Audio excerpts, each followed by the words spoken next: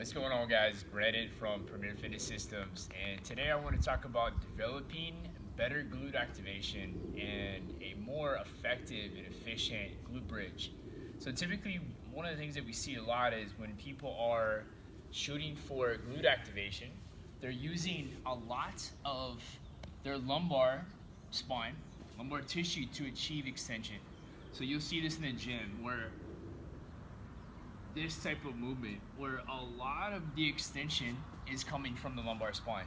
Now, that could just be bad understanding of how to activate the glutes, or it could be postural dysfunctions that are getting in the way from the glute and the hamstring really acting as a hip extender and controlling that movement. So I want to give you guys a couple really simple strategies to how you can develop a better glute activation, better pelvis positioning, and really a overall better functioning lower body. So the first movement that we're going to address is just your typical glute bridge from the floor.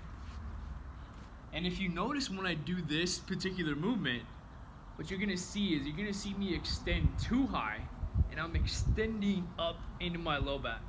So I feel my glutes, I feel my hamstrings, but I'm getting a lot of lumbar extension. And I think a lot of times people just don't understand how to do a glute bridge correctly, so they end up cranking into their low back. So let's address how to achieve a better glute bridge. So in this position, the first thing that I'm going to do is I'm going to posteriorly tilt my pelvis, okay? So I'm going to take my pelvis and I'm going to shift it this way. My rib cage is down, okay? I'm nice and strong. I've got a good active core. And from that position, I'm gonna bridge up without losing that function. So the integrity of my rib cage and my lumbar spine is maintained. And now I'm getting good glute activation without extending into your lumbar spine. So again, we'll do this, and I'm going to posteriorly tilt, right? Drive up, maintain that position, core is engaged, fire the glutes.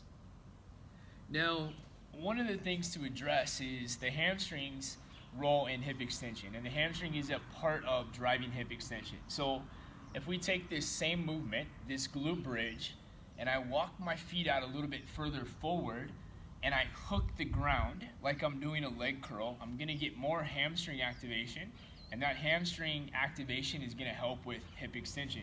So it's basically the same movement, except my feet are going to be further out. I'm pulling the ground towards my butt, so I'm curling this way.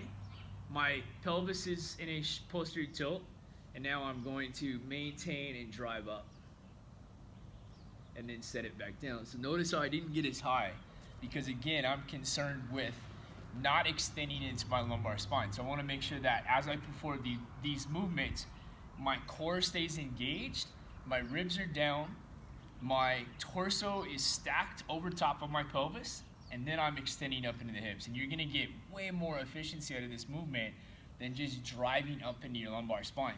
So another really simple movement to start to address that is just from a quadruped position, right? And I'm going to go hip extension.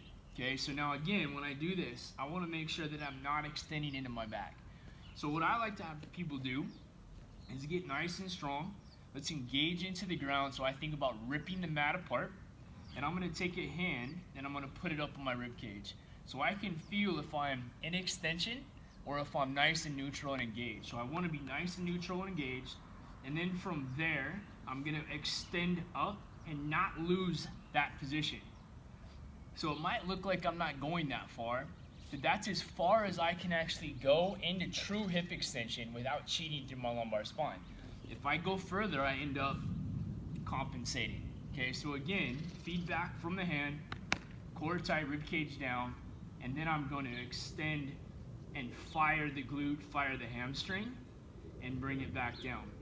Both of these movements, I'd start out with 10 repetitions. Make sure that you're focused on breathing, controlling your breath as you move, and maintaining that good, strong position. So again, to kind of conclude this, the key is that we think about maintaining this, right? We trap air, we maintain the rib cage down, or in a slight posterior tilt when we're performing a glute bridge. Now, eventually you might get out of that position and you might start to lumbar extend. For some people, that's fine as long as they've achieved a certain functionality at the other joint. So as long as they have good mobility throughout their whole spine, then we can start to get into some movements where you want extension in your low spine. But if you have really bad overall spine functionality and mobility, and all you're doing is constantly extending into your lumbar spine, that's where you're gonna have problems. So again, you guys, Brandon from Premier Fitness Systems, hope that video helps. If you have questions, feel free to shoot those over to us. And yeah, have a great day.